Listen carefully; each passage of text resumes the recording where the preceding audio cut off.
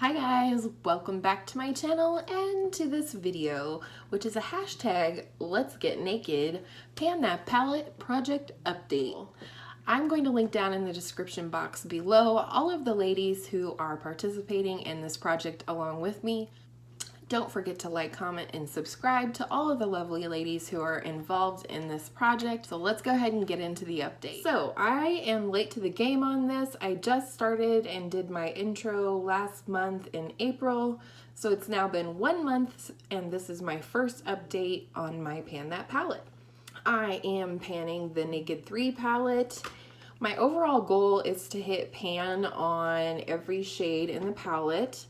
I probably am crazy, but really this is a great big experiment for me. I just want to see if I'm able to do it in a year, how I feel about the palette afterwards, and just, you know, things like that. How long does it take to hit pan on an eyeshadow? My goal for the month of April was to make a noticeable dent or dip into at least 3 shades. I'm going to insert right here some pictures of where I started and where we are currently.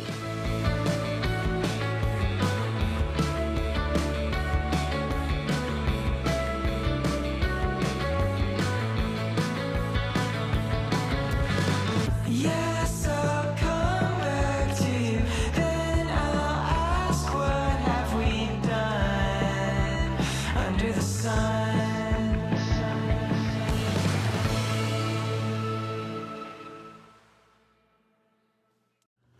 Hopefully each month I'll get a little better at taking pan pictures or hashtag pan porn, whatever you want to call it.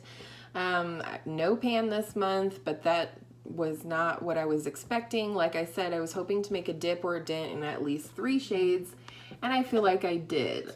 This may or may not show up very well on camera, but I did make a noticeable dip in the shade Strange, which is not strange at all. This I do use occasionally for setting down my primer, but I also use it for my brow bone highlight almost every day.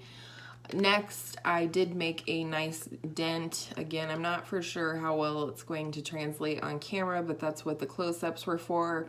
I actually was surprised that I made a dip on Nooner versus the matte pink right here, which is called Limit. So that's cool. And then this one, I hope you will be able to see right here on the shade Dark Heart. I did make a noticeable dent in there. It mostly looks like I've penetrated maybe it's not an overspray, but it looks like I've penetrated the glitter. But I do use this anytime that I do a sort of pseudo liner, as I call it, on my eyes. I don't do eyeliner, but I do tend to have pretty good luck with using a dark shadow as a liner. So I do feel like I met my goal for the month. I made noticeable progress on 3 shades, which were, again, Dark Heart, Nooner, and Strange. Now for the month of April, I did have a supplemental palette that I gave myself to use. This is actually the other palette that I'm panning this year.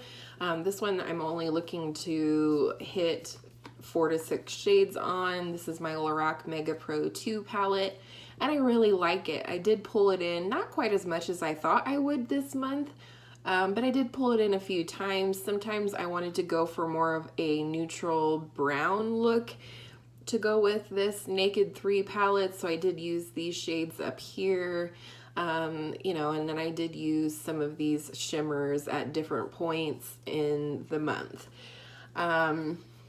Some months I am going to change my supplemental palette, but this month I am not going to. Again, I am also panning this palette, and like I said, I really only pulled it in a handful of times this month when using my Naked 3 palette.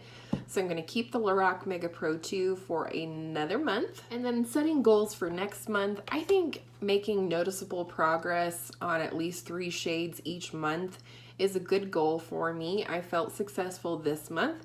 So the shades that I'm hoping to make noticeable progress on would be this matte pink right here called Limit, and then the shade right next to it, yes, which is called Buzz right here. This is one of the shimmers I don't tend to gravitate towards, so I want to push myself. And then the last one is this shade right here, which is Factory. I don't know if you'll be able to see that I do have a little bit of usage on that one. And I actually found out this month that I actually rather like that color. I used it a few times and was very satisfied with the looks that I was able to make with this one. It was good for deepening up the crease. It was good for sort of that depth and anchor on the outer part of the lid in terms of, you know, anchoring the look with a darker color. So those are the three shades: Limit, Buzz, and Factory. I always get Factory and Mugshot mixed up, but that's because I'm a newbie. So those are the three shades I'd like to see myself make progress on this month. Again, I'm going to have the Lorac Mega Pro 2 on standby. Things that I'm learning, probably that I'm crazy for doing this. I am panning a palette that's essentially brand new. But again, like I said, this is an experiment to see how things go. I am a YouTuber, obviously, because you're watching me.